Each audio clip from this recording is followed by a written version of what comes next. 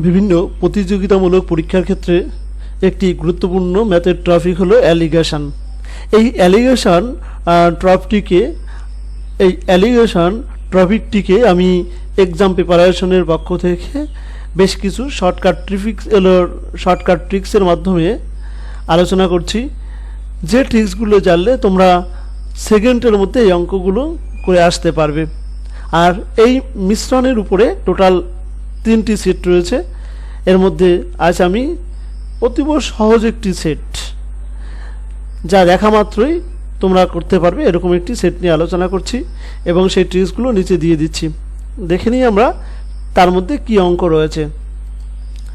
প্রথম যে অঙ্কটি রয়েছে, 250 টাকা কেজি দরের চায়ের সাথে 300 টাকা কেজি দরের চা কি অনুপাতে মিশ্রিত করলে প্রতি কেজি মিশ্রিত চায়ের দাম হবে 270 টাকা। অপশান এতে রয়েছে 2:5, বিতে রয়েছে 1:2, সিতে রয়েছে 3:2 আর ডিতে রয়েছে 2:3।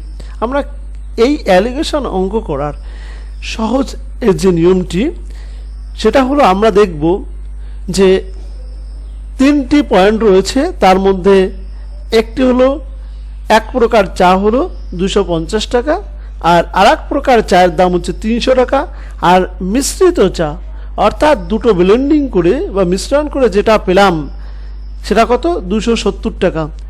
আমরা এই তৃতীয় প্রকার যেটা, এইটা লিখব মাঝখানে, আর প্রথম দুটো দুদিকে লিখব। তাহলে প্রথম প্রকারের চা কত, 250 টাকা কেজি দরের, আমি লিখলাম প্রথম প্রকারের চায়ের নিচে 250 টাকা কেজি। দ্বিতীয় প্রকারের কত, 300 টাকা, লিখলাম দ্বিতীয় প্রকার 300 টাকা।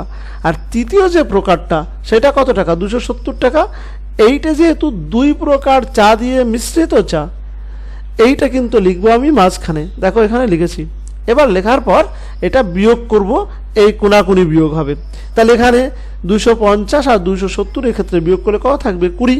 আমরা কিন্তু সবসময় বিয়োগের সময় এক্ষেত্রে বড়টা থেকে ছোটোটা বিয়োগ করব। 270 থেকে 250 বিয়োগ করলে কত থাকবে, 20। আর এদিক থেকে 300 থেকে যদি 270 বিয়োগ করি কত থাকবে, 30। এবার আমি কি করলাম, 0 আর 0 কেটে দিলাম, 0 কেটে দিলে কত হবে, 3:2।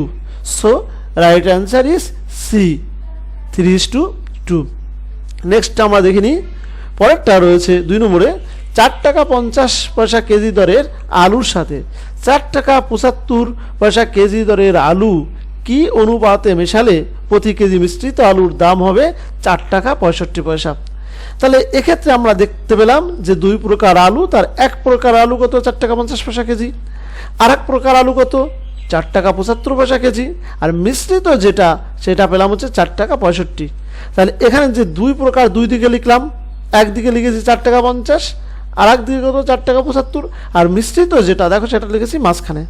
এবার আমি আগের মতন আবার এটাকে বিয়োগ করে দেবো। তাহলে 4 টাকা 75 থেকে যদি 4 টাকা 62 বিয়োগ করি কত থাকবে, 0.10। আর এখানে যদি বিয়োগ করি আমি 4 টাকা 50 আর 4 টাকা 62, তাহলে 4 টাকা 62 থেকে 4 টাকা 50 বিয়োগ করে কত থাকবে, 0.15। দুই দিক থেকে দশমিক কেটে দিয়েছি।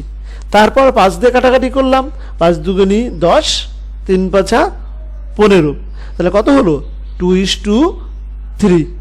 আমরা বুঝতে পারলাম যে কিভাবে করছি।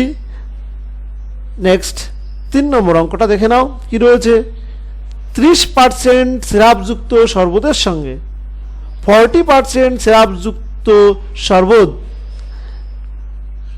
কি অনুপাতে মিশ্রিত করলে নতুন মিশ্রণে সিরাপের পরিমাণ হবে 33%।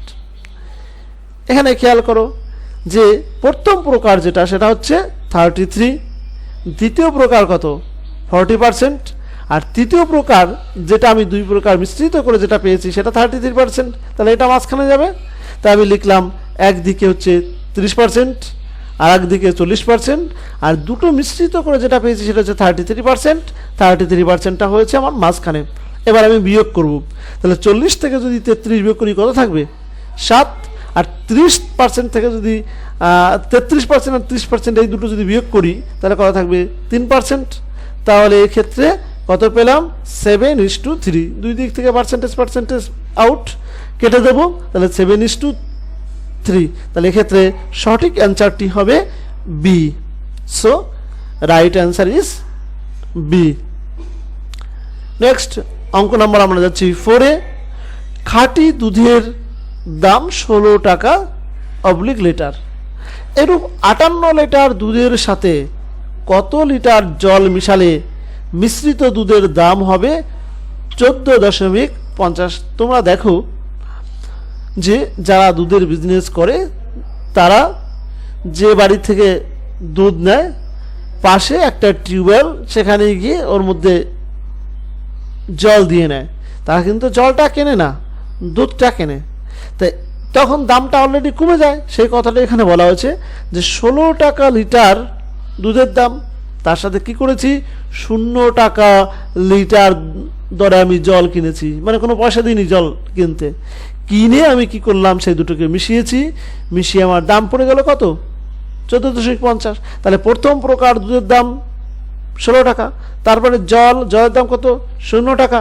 আবার যখন দুটো মিশালাম, মিশানোর পরে কত হলো 14.50। দেখো সেটা লিখেছি মাঝখানে 14.50।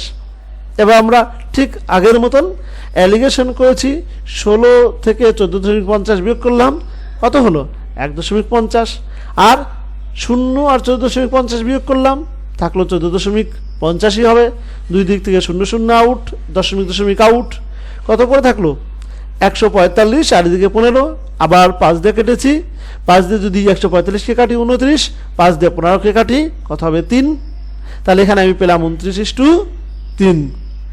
আমি এখানে দেখতে পাচ্ছি যে 29 লিটারের সঙ্গে মিশানো যায় হচ্ছে 3 লিটার। তাহলে 58 লিটারের সাথে কত মিশানো যায়? তোমরা এখানে ঐকিক নিয়মে করতে পারো, এখানে 29 লিটারের সঙ্গে মিশানো যায় হচ্ছে 3 লিটার। একে কত 58তে কত। আর শর্টকাট মেথডটাকে যদি তোমরা ফলো করো তাহলে আমাকে দেখতে হবে যে এখানে ছিল 29 লিটার দুধ, এরকম কয় লিটার দুধের সাথে মেশাতে হবে 58। তাহলে এটা 29-এর কত গুণ? এটা 29-এর হচ্ছে, এটা 29-এর 2 গুণ। তাহলে এটা যদি 29-এর 2 গুণ হয় তাহলে আমাকে ডান দিকেও ওটাকে 2 গুণ করে দিতে হবে।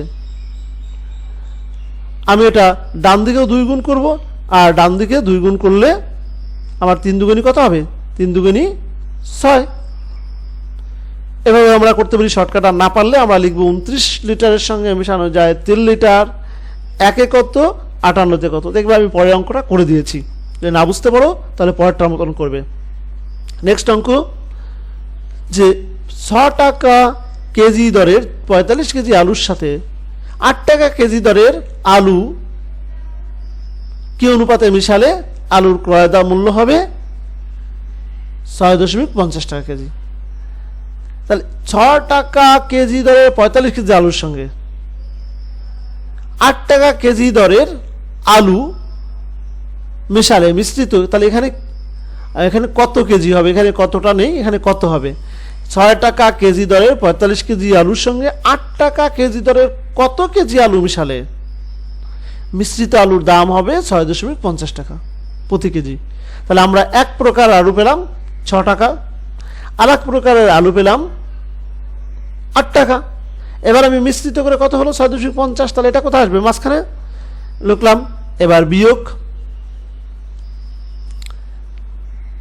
করলাম আমি, যে যদি এখানে বিয়োগ করি তাহলে 8 থেকে 6.50 বিয়োগ করলাম 1.50, আর 6.50 থেকে 6 বিয়োগ করলাম 0.50, দশমিক দুই দিক থেকে আউট। এবার 0 আউট করে দেই, তারপর 5 দিয়ে যদি 15কে কাটো কত 3, তাহলে 3:1। তাহলে আমরা এখানে দেখতে পাচ্ছি যে প্রথম প্রকারের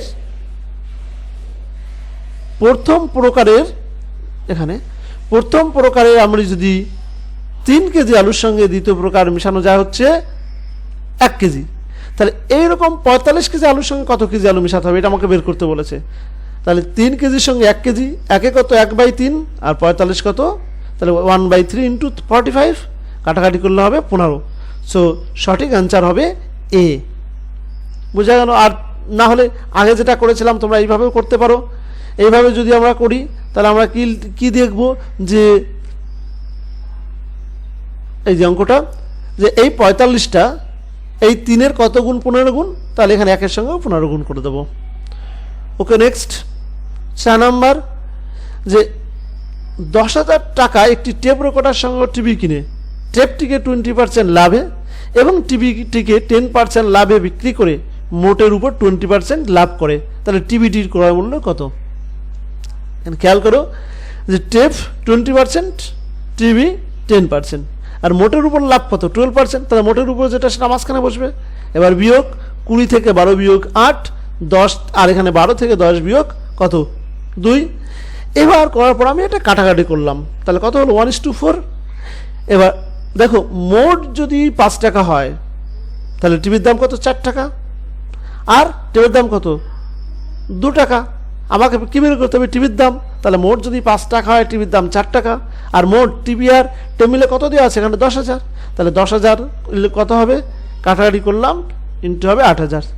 so right answer is a, 8,000। Next, এক দোকানদার মোট 80 কেজি চিনি বিক্রয় করে 10% লাভ করেন। যদি কিছু চিনি 3% ক্ষতিতে, বাকি চিনি 12% লাভে বিক্রি করেন, তবে কত চিনি 12% লাভে বিক্রি করেন? এক্ষেত্রে আমরা দেখতে পাচ্ছি যে মোটের উপর লাভ কিন্তু 6%, আর এক প্রকার চিনি 3% ক্ষতিতে, দ্বিতীয় প্রকার চিনি 12% লাভে। তাহলে আমরা একদিকে লিখব 3% মাইনাস 3% ক্ষতি যেহেতু, আর একদিকে লাভ মানে +12, আর মোটের উপর লাভ 6%, তাহলে +6 করলাম। প্রথম প্রকার দ্বিতীয় প্রকার, প্রথম প্রকার 3% ক্ষতিতে -3, দ্বিতীয় প্রকার 12% লাভ মানে +12, আর মোটের উপর লাভ 6%। তাই এবার আমরা এখানে 12 থেকে 6 বিয়োগ করলাম, কত থাকবে? 6। এক্ষেত্রে বড় কোনটা? এক্ষেত্রে বড় হচ্ছে 6। তাহলে 6 থেকে যদি 3 বিয়োগ করি তাহলে কিন্তু 9 হবে। তাহলে 6 মাইনাস -3, তাহলে এখানে মাইনাস মাইনাসে প্লাস হবে, হওয়ার জন্য এখানে হয়ে যাবে 9। আবার বলি, তাহলে 6 মাইনাস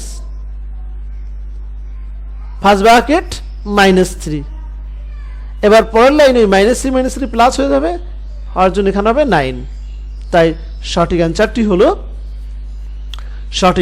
হলো এক্ষেত্রে কত হবে? 5 দিয়ে যদি 60কে কাটি 12, তাহলে 3 12 36, 36। So right answer is C, 36।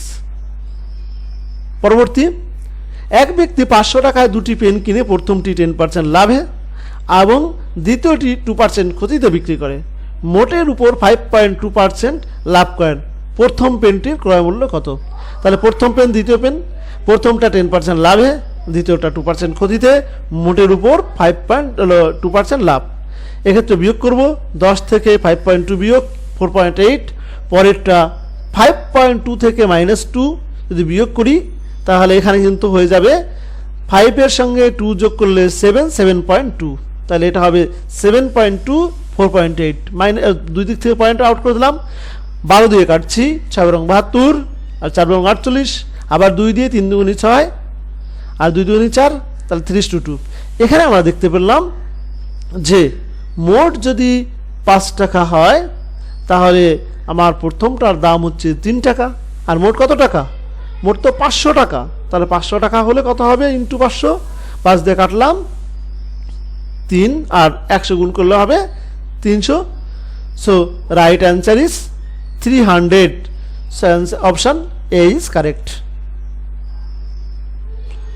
এবার পরেরটা লিখেছি, 2300 টাকা 100 জন ছাত্রছাত্রীর মধ্যে এমনভাবে ভাগ করে দেওয়া হলো যাতে প্রত্যেক ছাত্র 25 টাকা এবং প্রত্যেক ছাত্রী 20 টাকা করে পেল।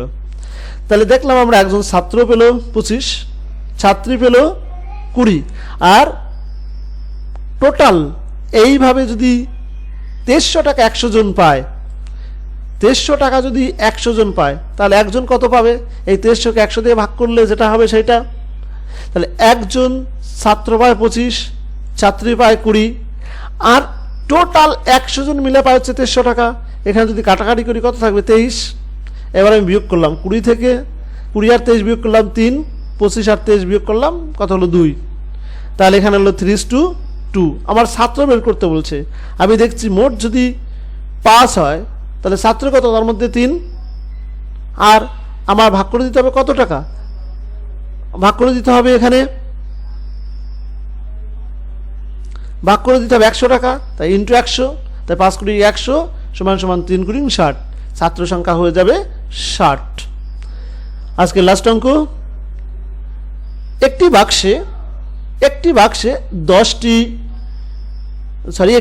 30টি 50 পয়সা ও 25 পয়সার মুদ্রা মিলিয়ে মোট আছে 12 টাকা।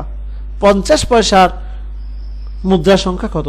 তাহলে আমরা দেখলাম একদিকে রয়েছে 50 পয়সার মুদ্রা আর একদিকে রয়েছে 25 পয়সার মুদ্রা, আর মোট মুদ্রা আছে হচ্ছে 30টি। তাহলে একটা 50 পয়সার মুদ্রার মূল্য 50 পয়সা, একটা 25 পয়সার মুদ্রার মূল্য 25 পয়সা, আর গড়ে 30টি মুদ্রার মূল্য যদি 12 টাকা হয় তাহলে একটা মুদ্রার মূল্য কত হবে? এই 12 টাকাকে আমি পয়সা নিলাম, 1200 পয়সা, 1200কে 30 দিয়ে ভাগ করো, তাহলে কত হবে? 40 হবে। এক একটা মুদ্রার মূল্য হবে 40 পয়সা। এবার বিয়োগ 50 থেকে 40 বিয়োগ 10, 25 থেকে 25 আর 30 বিয়োগ করলাম, এক্ষেত্রে কত হলো? 25 আর 40 বিয়োগ করলাম, এক্ষেত্রে হলো 15, তাহলে হবে 3:2। এবার আমাকে 50 পয়সার মুদ্রা, 50 পয়সার মুদ্রার অনুপাত কোনটা? 3। তাহলে মোট যদি 5 হয়, 50 পয়সার মুদ্রা হচ্ছে কত? 3, আর মোট কত? মোট তো আমার 30, এটা হবে 30। এবার 5 দিয়ে 30কে ভাগ করলাম, 6 হলো, তাহলে 5 6 30, আর এখানে হবে 3 6 18। So right answer is 18th। আমরা জানলাম যে অ্যালিগেশনের অঙ্কগুলো কীভাবে শর্টকাট মেথডে করা যায়। এরপরে আমি সেট 2 এবং সেট 3 নিয়ে আলোচনা করব, যেটা কমপ্লিট করলে তোমরা যে কোনো অঙ্কই করে আসতে পারবে। ওকে, আজকের ক্লাস এ পর্যন্তই।